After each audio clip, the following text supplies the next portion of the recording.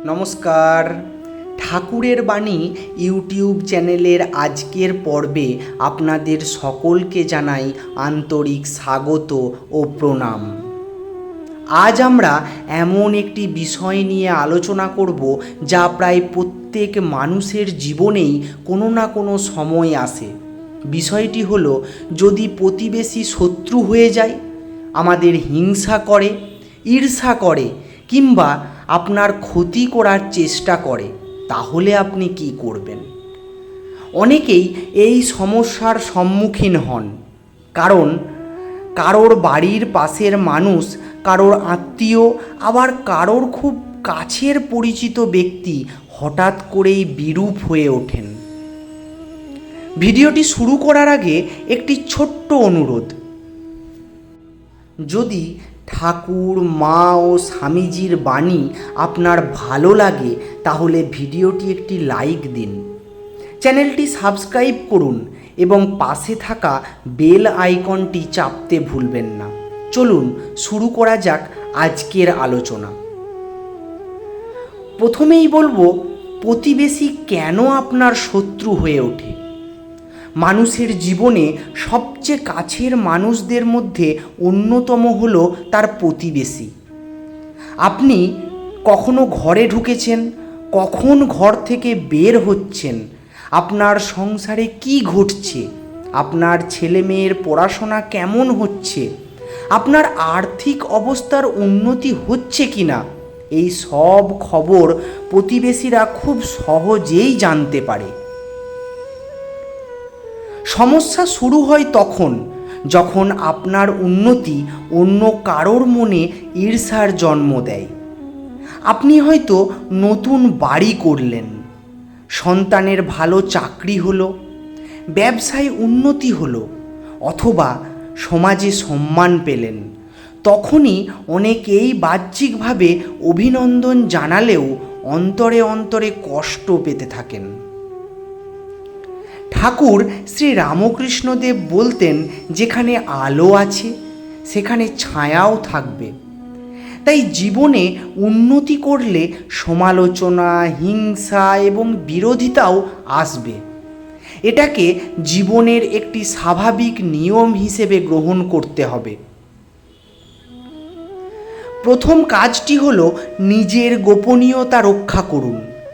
আজকের দিনে সবচেয়ে বড় ভুল হলো নিজের ব্যক্তিগত বিষয় সবাইকে বলে বেড়ানো। অনেকেই ভাবেন এই মানুষটি আমার খুব কাছের, তাই সব কথা বলতে পারি। কিন্তু মনে রাখবেন, প্রত্যেক মানুষ নিজের স্বার্থের জন্য বাঁচে। আজ যে ব্যক্তি আপনার খুব আপন বলে মনে হচ্ছে, পরিস্থিতি বদলালে সেও বদলে যেতে পারে। মা সারদা দেবী বলেছেন, মনকে সবসময় ভগবানের কাছে রাখো, মানুষের কাছে নয়। আপনার সুখ, দুঃখ, পরিকল্পনা, আর্থিক অবস্থা কিংবা পারিবারিক সমস্যা, এই সব বিষয় অযথা অন্যের কাছে প্রকাশ করবেন না। আপনার সবচেয়ে বড় আশ্রয় যেন হয় ঠাকুর রামকৃষ্ণদেব। রাতে ঘুমানোর আগে 5 মিনিট জপ করুন, সকালে উঠে ঠাকুরের নাম নিন, মনের সব কথা ঠাকুর, মা, স্বামীজির কাছে বলুন। তাহলে আপনি কখনো একা অনুভব করবেন না। দ্বিতীয় উপায়টি হলো, অতিরিক্ত বিশ্বাস কাউকে করবেন না। জীবনের একটি কঠিন সত্য হলো, সবাইকে ভালোবাসা যায় কিন্তু সবাইকে বিশ্বাস করা যায় না। বিশ্বাস অবশ্যই করবেন, কিন্তু অন্ধভাবে নয়। অনেক সময় দেখা যায়, যাকে আমরা সবচেয়ে বেশি বিশ্বাস করেছি সেই মানুষটাই সবচেয়ে বড় আঘাত দিয়েছে। তাই কাউকে এমন সুযোগ দেবেন না যাতে সে আপনার দুর্বলতাকে অস্ত্র হিসেবে ব্যবহার করতে পারে। মা সারদা দেবী বলতেন, যে ঠাকুরকে ধরে থাকে তার ভয়ের কোনো কারণ নেই। আপনি যদি মানুষের ওপর নির্ভর না করে ঠাকুরের ওপর নির্ভর করতে শেখেন, তাহলে জীবনের বহু কষ্ট থেকে মুক্তি পাবেন। মানুষ বদলাবে, পরিস্থিতিও বদলাবে, কিন্তু ঠাকুরের কৃপা কখনো বদলাবে না। তৃতীয় উপায়টি হলো ভয়কে জয় করুন। অনেকেই প্রতিবেশীর শত্রুতার কারণে মানসিকভাবে ভেঙে পড়েন, বাড়ি থেকে বেরোতে ভয় পান, মানুষের সঙ্গে মিশতে ভয় পান। সব সময় মনে হয় কেউ না কেউ আপনার ক্ষতি করবে, কিন্তু এভাবে বেঁচে থাকা যায় না। শ্রীমদ্ ভগবদ্ গীতায় ভগবান শ্রীকৃষ্ণ বলেছেন, ভয় দুর্বলতার লক্ষণ। আপনি যদি সত্যের পথে থাকেন তাহলে ভয়ের কোনো কারণ নেই।